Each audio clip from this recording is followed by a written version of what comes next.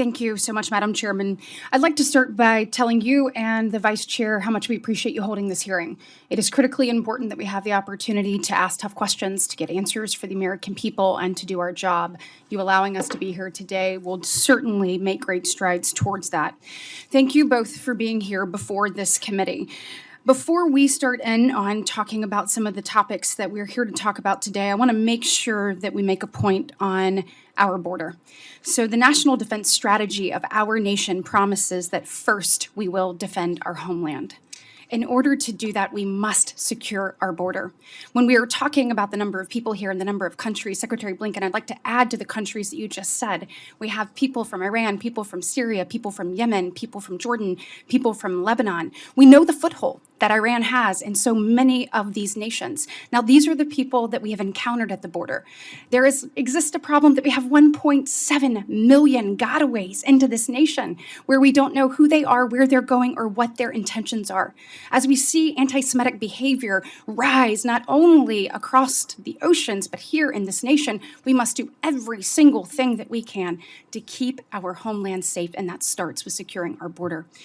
When we look at what's happening in Israel and the atrocities, I want to thank both of you for going and putting boots on the ground immediately, telling our friends and greatest ally in the Middle East, Israel, that we stand shoulder to shoulder with them, particularly in the face of these barbaric atrocities that occurred on October 7th.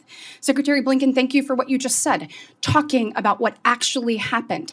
I hope that every media outlet plays what you testified to earlier, and that is that we have seen men with their eyeballs gouged out. We saw children watch their parents be executed. We saw families at their breakfast table be tortured and murdered.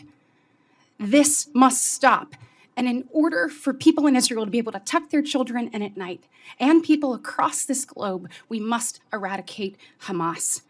In doing so, we've got to take the threat of Iran seriously and what they've been doing across the globe, what they've been funding, who they have been training. You said earlier, Secretary Blinken, you agreed with Senator Graham that the normalization efforts with Saudi and Israel, that was one of the links in the chain that led us to where we are today. My question for you is, do you agree that the strategy of what I would call appeasement from this administration that occurred starting with the Obama administration now to here when it's easing off of sanctions, even offering to enter back into talks about the JCPOA, that type of behavior also contributed to where we are today? Oops. Thank you, Senator. It won't surprise you that I wouldn't agree with that statement, even though I agree with pretty much everything you said right up to that statement. And again, I just point out that when it comes to Iran, two things very quickly. One. And go ahead. And I know I have a limited time. Very quickly. We've been engaged in going at Iran for its support in a whole variety of ways for malicious activities throughout the region, including support for terrorism, including destabilization. That's involved, as I said, sanctioning more than 400 Iranian entities and individuals over the last 2.5 years. And not to cut you off, but I know that she's going to cut me off. So, in order to actually do this, we have to go back to a strategy of maximum pressure. I hope you'll work with your other countries here in G7 to actually do that. Can you commit today that this administration will not resume talks to enter in with Iran to enter the JCPOA? Well, I'm not going to get into hypotheticals about our diplomacy. I can simply say that it was a big mistake to walk away from the JCPOA, because at least it took one problem off the table, which was Iran's nuclear program. Unfortunately, since we've moved out, Iran has turned that back on. And so that just adds to the threat that Iran poses.